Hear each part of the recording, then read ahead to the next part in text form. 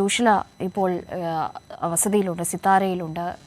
ജോഷില കൂടി ഈ ഒരു ഘട്ടത്തിൽ നമുക്കൊപ്പം ചേരുകയാണ്. ജോഷില, മേഘ ഇപ്പോൾ പറഞ്ഞു വെച്ചതുപോലെ സമസ്ത മേഖലകളിലും ടി വാസുദേവൻ നായർ പതിറ്റാണ്ടുകളായി മലയാളി മനസ്സിനെ ആഴത്തിൽ എങ്ങനെയായിരുന്നു സ്പർശിച്ചിരുന്നത് എന്നത് വാക്കുകൾ കൊണ്ട് നമുക്ക് വിവരിക്കാൻ കഴിയുന്ന ഒരു സാഹചര്യമല്ല.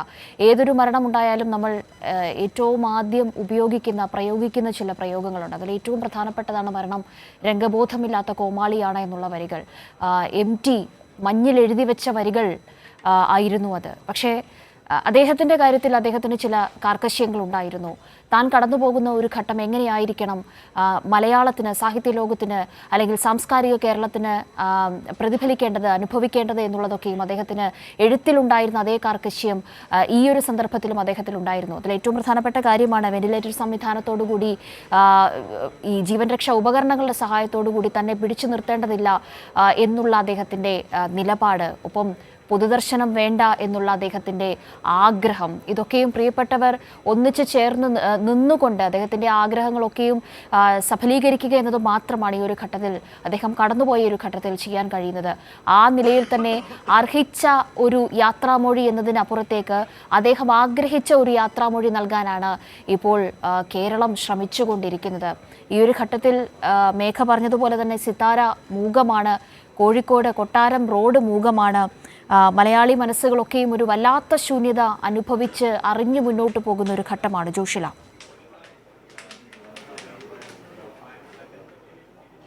തീർച്ചയായും കാവ്യ, മലയാള സാഹിത്യത്തിൻ്റെ 1950-കൾക്ക് ശേഷം മലയാള സാഹിത്യത്തിൽ പടർന്നു പന്തലിച്ച ഒരു കാലമാണ് അവസാനിച്ചിരിക്കുന്നത്. ടി വാസുദേവൻ നായർ ലോകത്തോട് വിട പറഞ്ഞിരിക്കുന്നു. ഞാനിപ്പോഴുള്ളത് ടി വാസുദേവൻ നായരുടെ വീടിന് മുന്നിലാണ്, സിതാരയിലാണ്.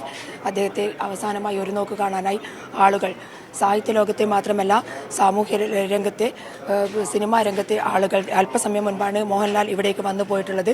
അത്തരത്തിൽ ഒരുപാട് പേർ വന്നു പോയിക്കൊണ്ടിരിക്കുന്ന ഒരു വീടായി ഇപ്പോൾ ടി വാസുദേവൻ നായരുടെ സിതാര മാറിയിരിക്കുന്നു. നമുക്കറിയാം, കാലത്തോട് ഒരിക്കലും സന്ധി ചെയ്യാത്ത ഒരു മഹാനുഭാവനായിരുന്നു. അത് സിനിമയിലായാലും സാഹിത്യത്തിലായാലും ടി കൈവെക്കാത്ത മേഖലകളില്ല. ടി കൈവച്ച എല്ലാ മേഖലകളിലും അതിൻ്റെതായ ഒരു ഭാഷ, അതുപോലെ തന്നെ ആളുകളോട് എന്തൊക്കെ സംവദിക്കണം, പച്ചയായ മനുഷ്യൻ്റെ ജീവിത യാഥാർത്ഥ്യങ്ങളെ കൃത്യമായും ജനങ്ങളിലെത്തിക്കാൻ ടിക്ക് സാധിച്ചു എന്നുള്ളതാണ്. അത് കാലമായാലും മഞ്ഞിലായാലും അസുരവിത്തിലായാലും എല്ലാ സാഹിത്യത്തിലും, അതുപോലെ തന്നെ വടക്കൻ വീരഗാഥയിലായാലും അതുവരെ നിലനിന്നിരുന്ന പ്രതിബിംബങ്ങളെ തച്ചുടച്ച് വാർക്കുന്നതിൽ ടിക്കുണ്ടായിരുന്ന ഒരു കഴിവ്, അത് മലയാളത്തിൽ ഇതുവരെ ഉണ്ടായിരുന്ന, അതുകൊണ്ട് തന്നെയാണ് ഞാൻ നേരത്തെ സൂചിപ്പിച്ചത്, മലയാള സാഹിത്യത്തിൻ്റെ അല്ലെങ്കിൽ സിനിമാ ലോകത്തിൻ്റെ ഒരു കാലം, ഒരു യുഗം അവസാനിച്ചിരിക്കുന്നു എന്നുള്ളത്.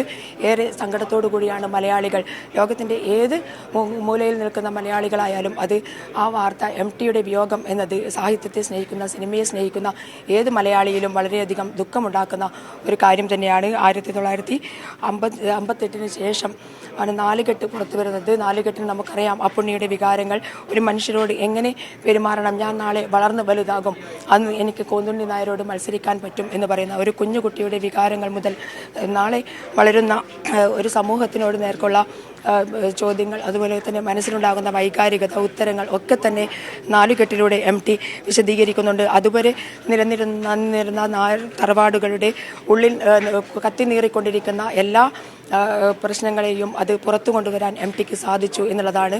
ഒരുപക്ഷെ രണ്ടാമൂഴം പോലെയുള്ള പുസ്തകങ്ങൾ നമുക്ക് കാണാൻ സാധിക്കും. ഭീമൻ്റെ, രണ്ടാമൂഴക്കാരനായ ഭീമനെ കുറിച്ച് നമുക്ക് കാണാൻ സാധിക്കും.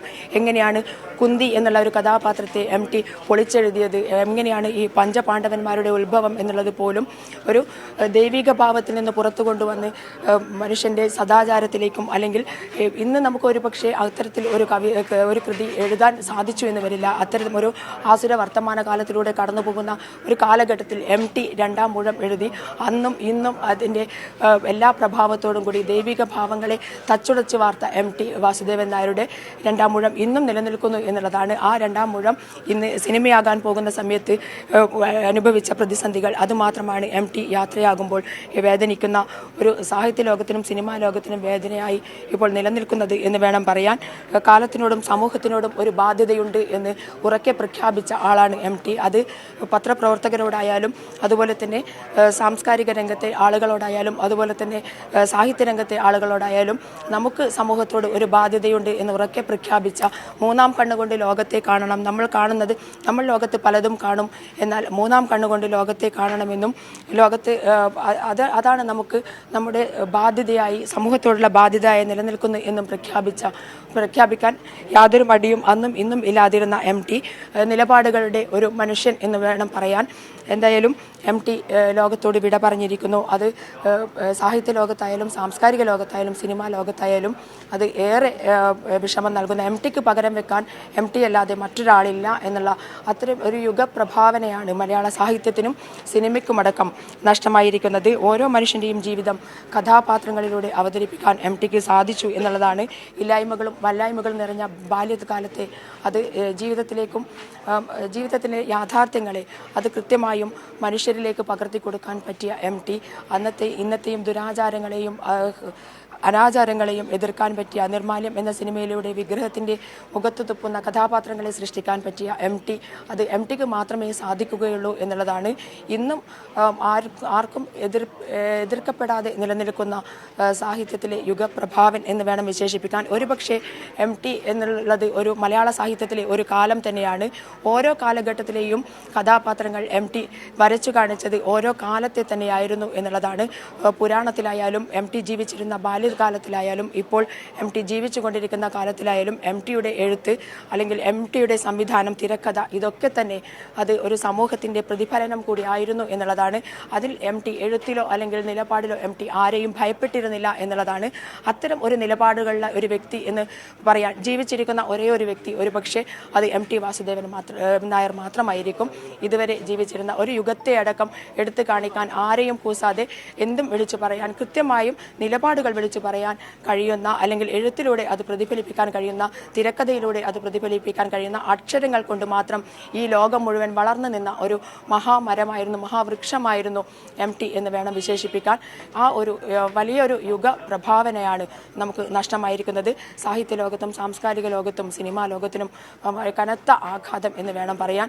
ഇനിയും ഒരുപാട് രചനകൾ, ഒരുപക്ഷെ കൃതികൾ വരുന്ന കാലം അത് കഴിഞ്ഞ കാലത്തേക്കാൾ വളരെ ആസുരമായ ഒരു വർത്തമാന കാലത്തിലും ഭാവി കാലത്തിലേക്കും പോയിക്കൊണ്ടിരിക്കുന്ന ഒരു കാലത്ത് MTയെ പോലുള്ള ഒരു നിലപാടുള്ള ഒരു മനുഷ്യനെ നഷ്ടപ്പെടുക എന്ന് പറയുന്നത് സമൂഹത്തിനാകെ തന്നെ വലിയൊരു നഷ്ടം, തീരാ ദുഃഖം തന്നെയായിരിക്കും.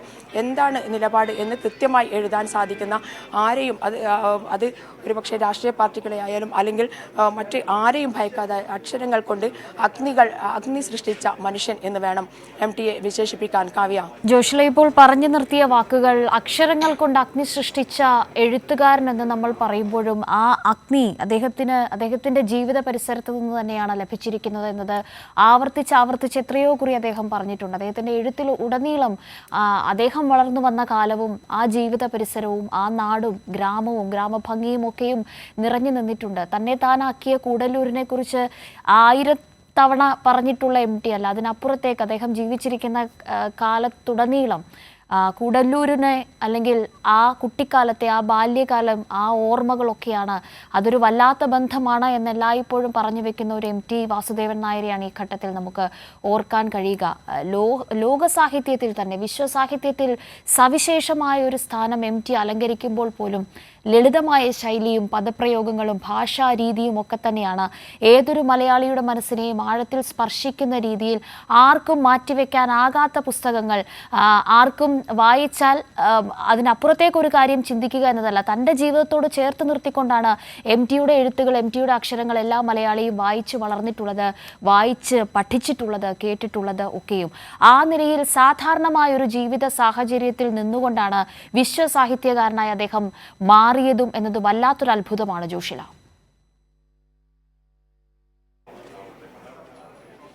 തീർച്ചയായും കാവ്യ സൂചിപ്പിച്ചതുപോലെ തന്നെ മനുഷ്യൻ്റെ മനോരഥങ്ങളെ കൃത്യമായും എടുത്തു കാണിക്കാൻ MTക്ക് കഴിഞ്ഞിരുന്നു. അതുതന്നെയാണ് ഞാൻ നേരത്തെ പറഞ്ഞത്. ഭീമൻ്റെ മനോരഥകളെ കൃത്യമായും എടുത്തു കാണിക്കാൻ മറ്റൊരു രീതിയിൽ ചിന്തിക്കുന്ന MT എന്ന് പറയുന്നത് MTക്ക് മാത്രം സാധ്യമാകുന്ന ഒരു കാര്യമാണ്. നമുക്കറിയാം, മഞ്ഞിലുള്ള വിമലാദേവിയുടെ മാനസിക വ്യാപാരങ്ങളെ കൃത്യമായും ഏകാന്തതയുടെ ഒരു സ്ത്രീയുടെ ജീവിതത്തെക്കുറിച്ചുള്ള പ്രതിഫലനം മാത്രമായിരുന്നില്ല, അത് കുടുംബത്തിൻ്റെ കെട്ടുപാടുകളെ പറിച്ചെറിഞ്ഞുകൊണ്ട് ഒരു സ്ത്രീ എങ്ങനെയാണ് അതിനെ അതിജീവിക്കുന്നത്, ഒരു കാത്തിരിപ്പിൻ്റെ പ്രണയത്തിൻ്റെ എല്ലാം തന്നെയുള്ള ഒരു പ്രതിഫലനം അത് MTക്ക് വരച്ചു കാണിക്കാൻ സാധിച്ചു എന്നുള്ളതാണ്. MTയുടെ എഴുത്തിൽ അത് ഹൃദയത്തിലേക്ക് വായനക്കാരിലേക്ക് പകർത്തിക്കൊണ്ടു പോകാൻ സാധിച്ചു എന്നുള്ളതാണ്. അതുപോലെ തന്നെ നമുക്ക് വടക്കൻ വീരഗാഥ എന്ന സിനിമ നമുക്കറിയാം. പാണന്മാർ പാടി പകർത്തിയ ചതിയൻ ചന്തുവിനെ അല്ല പിന്നീട് ലോകം കണ്ടത്. ചന്തു എന്നുള്ള പേരിൻ്റെ ഒരു പ്രതിച്ഛായ തന്നെ മാറ്റാൻ MT എന്നുള്ള ആ തിരക്കഥാകൃത്തിന് കഴിഞ്ഞു എന്നുള്ളതാണ്. MT എഴുതിയ ചന്തു വേറെയായിരുന്നു. നായക പരിവേഷത്തിൽ എത്തിയ ചന്തു അതുവരെ ഉണ്ടായിരുന്ന ചതിയൻ ചന്തു എന്നുള്ള ഒരു പരിവേഷം മാറി നായകനായ ചന്തുവിലേക്ക് MT അതിനെ ആ ഒരു കഥാപാത്രത്തെ കൊണ്ടുവരുമ്പോൾ അതുണ്ടാക്കുന്ന ഒരു വലിയ മാറ്റം തന്നെയുണ്ട്. അത്തരത്തിൽ ഓരോ MT ടച്ച് എന്ന് വേണമെങ്കിൽ നമുക്ക് വിശേഷിപ്പിക്കാം. ഓരോ പുസ്തകത്തിലും ഓരോ തിരക്കഥയിലും അതുണ്ടായിരുന്നു എന്നുള്ളതാണ്. മാത്രമല്ല മറ്റൊരു കാര്യം, MTയിലെ ഒരു വിപ്ലവകാരി കൂടി കോഴിക്കോട് കണ്ടിട്ടുണ്ട്. നമുക്കറിയാം മലാപ്പറമ്പ് സ്കൂളിൽ ആ സ്കൂൾ കഴിഞ്ഞ കാലത്ത് അടച്ചുപൂട്ടാൻ വേണ്ടി കഴിഞ്ഞ UDF സർക്കാർ തീരുമാനിച്ച ഒരു കാലമുണ്ടായിരുന്നു. അന്ന് MT ആണ് അവിടെ വൈകുന്നേരം എത്തിച്ചേർന്ന് മലാപ്പറമ്പ് സ്കൂൾ പൊളിച്ചു നീക്കുന്ന ആ സമയത്ത് ബുൾഡോസർ കയറ്റിയ ആ സമയത്ത് അന്ന് വൈകുന്നേരം MT വാസുദേവൻ നായർ അവിടെ എത്തിക്കൊണ്ട് പറഞ്ഞ ഒരു വാക്കുണ്ട്, മാനിഷാദ എന്നാണ്, അരുത് കാട്ടാള എന്നാണ്. അക്ഷരങ്ങളെ സ്നേഹിച്ച MT അക്ഷരത്തിൻ്റെ ഉറവിടമായ ആ ഒരു സ്കൂളിനെ അല്ലെങ്കിൽ വിദ്യാലയത്തെ ഇല്ലാതാക്കുന്നതിൽ അന്നാണ് MTയുടെ ഒരു വിപ്ലവ ബോധം നമുക്ക് കാണാൻ സാധിച്ചത്. അന്ന് വൈകുന്നേരം MT അവിടെ എത്തിച്ചേരുകയും എല്ലാവർക്കും ഉണർവും ഊർജ്ജവും നൽകിക്കൊണ്ട് ഈ സ്കൂളിനെ ഇല്ലാതാക്കാൻ സാധിക്കില്ല എന്ന് പ്രഖ്യാപിച്ചുകൊണ്ട് അത് ഞങ്ങളുടെ ജീവൻ എടുത്തുകൊണ്ട് മാത്രമേ സാധിക്കൂ എന്ന് പ്രഖ്യാപിച്ചുകൊണ്ട് MTയിലെ വിപ്ലവകാരി ഉണർന്ന് പ്രവർത്തിച്ച ഒരു കാലം കൂടിയുണ്ടായിരുന്നു കോഴിക്കോടിനെ സംബന്ധിച്ചിടത്തോളം. ആ മലാപ്പറമ്പ് സ്കൂൾ ഇന്ന് ഏറ്റവും നല്ല സ്കൂളായി പിന്നീട് സർക്കാർ ഏറ്റെടുത്ത് ഇപ്പോൾ വലിയ കെട്ടിടത്തിലും ഒരുപാട് കുട്ടികൾ പഠിക്കുന്ന കുട്ടികൾക്ക് അക്ഷരം പകരുന്ന വിദ്യാലയമായി മാറിയിരിക്കുന്നു എന്നുള്ളതാണ്. MT അങ്ങനെ പല വ്യത്യസ്ത ഭാവങ്ങളിലാണ് കോഴിക്കോടുകാർക്കും അതുപോലെ തന്നെ സാഹിത്യത്തിൽ വായനക്കാർക്കും അതുപോലെ തന്നെ സിനിമാ ജീവിതത്തിൽ പ്രേക്ഷകർക്കും ഒക്കെ തന്നെ MT അങ്ങനെ വ്യത്യസ്ത ഭാവങ്ങളോടുകൂടി നിറഞ്ഞു നിന്നിരുന്ന ഒരു വ്യക്തിയായിരുന്നു എന്നുള്ളതാണ്. ഓരോ വ്യക്തിയുടെയും ജീവിതം ഓരോ യാഥാർത്ഥ്യങ്ങളായിരുന്നു എന്നുള്ളതാണ്. അത് അനുവാചകനിലേക്ക് എത്തിക്കാൻ MTയുടെ അക്ഷരങ്ങൾക്ക് കഴിഞ്ഞു എന്നുള്ളതാണ്. സാധാരണക്കാരായ ആളുകൾക്ക് കൃത്യമായും വായിക്കാനും ഉൾക്കൊള്ളാനും സാധിച്ചു എന്നുള്ളതാണ് MTയുടെ സാഹിത്യരചനയുടെ ഏറ്റവും വലിയ പ്രത്യേകത എന്നുള്ളത്. അതുകൊണ്ട് തന്നെ അത്രയേറെ ആരാധകരെ സൃഷ്ടിക്കാനും MTക്ക് സാധിച്ചു എന്നുള്ളതാണ്. എന്തായാലും മലയാള സാഹിത്യ ലോകത്തിനും അതുപോലെ തന്നെ സാംസ്കാരിക ലോകത്തിനും സിനിമാ ലോകത്തിനും തീരാ നഷ്ടമായി MT നമ്മോട് വിട പറഞ്ഞിരിക്കുന്നു. കഴിഞ്ഞ 15-ാം തീയതിയാണ് MT ശ്വാസതടസ്സത്തെക്കുറിച്ച് തുടർന്ന് ആശുപത്രിയിൽ പ്രവേശിപ്പിക്കപ്പെട്ടത്. കോഴിക്കോട് ബേബി മെമ്മോറിയൽ ആശുപത്രിയിൽ എല്ലാ ആധുനിക ശുശ്രൂഷകളും നൽകിക്കൊണ്ട് എങ്ങനെയെങ്കിലും MTയുടെ ജീവൻ തിരിച്ചുപിടിക്കാനുള്ള ശ്രമത്തിലായിരുന്നു ഡോക്ടർമാരടക്കം. ലോകം മുഴുവൻ പ്രാർത്ഥനയോടുകൂടി കാത്തിരുന്ന നിമിഷങ്ങളായിരുന്നു അത്. എന്നാൽ MTയുടെ നിലപാട് അതുതന്നെയായിരുന്നു അവിടെയും പ്രശ്നമായി നിന്നത്. MT പറഞ്ഞത് പുതിയ ശാസ്ത്ര സാങ്കേതിക വിദ്യകൾ ഉപയോഗിച്ച് തൻ്റെ ജീവൻ മാത്രം മുന്നോട്ട് കൊണ്ടുപോകേണ്ട എന്നുള്ളതായിരുന്നു നേരത്തെ തന്നെ പറഞ്ഞിരുന്നത്. അതുപോലെ തന്നെ ഇപ്പോൾ പൊതുദർശനം വേണ്ട എന്നുള്ളത് നേരത്തെ തന്നെ MT പറഞ്ഞ കാര്യമായിരുന്നു. എന്നാൽ പോലും ഇത്രയേറെ ആരാധകരുള്ള ഇത്രയേറെ ആളുകൾ സ്നേഹിക്കുന്ന അക്ഷരങ്ങളുടെ കുലപതിക്ക് അങ്ങനെ ഒരു ചെറിയ പൊതുദർശനം പോലും നൽകാതെ അവസാനമായി ആളുകൾക്ക് കാണാൻ സാധിക്കാത്ത വിധത്തിൽ പെട്ടെന്ന് തന്നെ ഈ ലോകം യാത്രയാക്കാൻ സാധിക്കില്ല എന്നുള്ളത് കൊണ്ട് മാത്രമാണ് ഇന്ന് വൈകുന്നേരം വരെ 5 മണി വരെ വീട്ടിൽ പൊതുദർശനം വെച്ചിരിക്കുന്നത്. എന്തായാലും 5 മണിക്ക് MTയുടെ മൃതദേഹം സംസ്കരിക്കും എന്നുള്ളതാണ് പങ്കുവെക്കാനുള്ളത്. എന്നാൽ ഇതുവരെ കഴിഞ്ഞ ദിവസം 9:15 വരെ ഡോക്ടർമാരെല്ലാം തന്നെ MTയുടെ ജീവൻ നിലനിർത്താനുള്ള എല്ലാ സന്നാഹങ്ങളും ചെയ്തിരുന്നു എന്നുള്ളതാണ് നമുക്ക് അറിയാൻ സാധിച്ചുള്ളത്. എല്ലാവരും ഉറ്റുനോക്കിയിരുന്നു MT തിരിച്ചു വരും. MTയുടെ മകൾ പോലും പറഞ്ഞ ചില വാക്കുകളുണ്ട്. അച്ഛൻ വിചാരിക്കണം, അച്ഛൻ തിരിച്ചു വരണമെങ്കിൽ അതാണ് MTയുടെ ഉള്ളിൽ MT തന്നെ വിചാരിച്ചാൽ മാത്രമേ ജീവൻ നിലനിർത്താനാവൂ എന്നുള്ളതാണ്. ഇത്രയധികം വിൽ പവറുള്ള ഒരു മനുഷ്യൻ വേറെ ഉണ്ടായിട്ടില്ല എന്നുള്ളതാണ് വൈദ്യശാസ്ത്രം പോലും MTയെക്കുറിച്ച് കഴിഞ്ഞ ദിവസം പറഞ്ഞത്.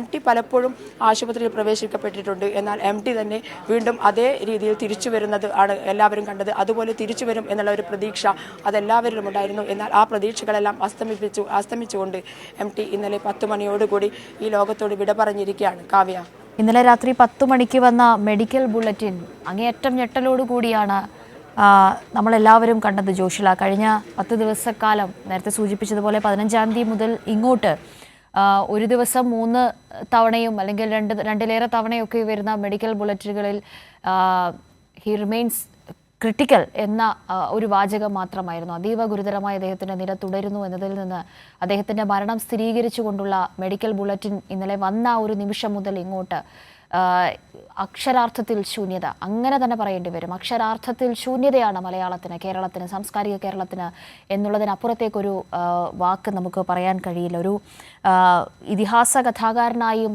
ഒരു യുഗപ്രഭാവനായും ഒക്കെയും അദ്ദേഹത്തെ നമ്മൾ പറയുമ്പോൾ നമ്മുടെയൊക്കെ നിത്യജീവിതത്തിൻ്റെ അല്ലെങ്കിൽ ചില ശൈലികളുടെ പ്രയോക്താവ്, ചില രചനാ സവിശേഷതകളുടെയൊക്കെയും കാവലാൾ, മലയാളത്തിനെ ലോക സാഹിത്യത്തിൽ ഒരു ഇരിപ്പിടമുണ്ടാക്കിയ അല്ലെങ്കിൽ അതിനായി തീവ്രമായി പരിശ്രമിച്ചതിൽ മുൻപന്തിയിൽ നിന്ന എഴുത്തുകാരൻ, രണ്ടക്ഷരത്തിൽ ഒരു കടൽ തന്നെ ഒളിപ്പിച്ചു വെച്ച എഴുത്തുകാരൻ, അത്രത്തോളം വലിയ തീവ്രമായിട്ടുള്ള ഏതൊരു സാധാരണക്കാരൻ്റെയും വികാരങ്ങളെ തൻ്റെ അക്ഷരങ്ങളിലൂടെ പ്രതിഫലിപ്പിച്ച പ്രിയപ്പെട്ട MT വാസുദേവൻ നായർ. അദ്ദേഹത്തിൻ്റെ ഒരു ജനകീയതയാണ് നമ്മളെല്ലായ്പ്പോഴും പ്രിയപ്പെട്ട എന്ന ആ ഒരു വാക്കിൽ എല്ലായ്പ്പോഴും നമ്മൾ ചേർത്ത് വെച്ച് പറയുക. പ്രിയപ്പെട്ട MT എന്ന് തന്നെയാണ്.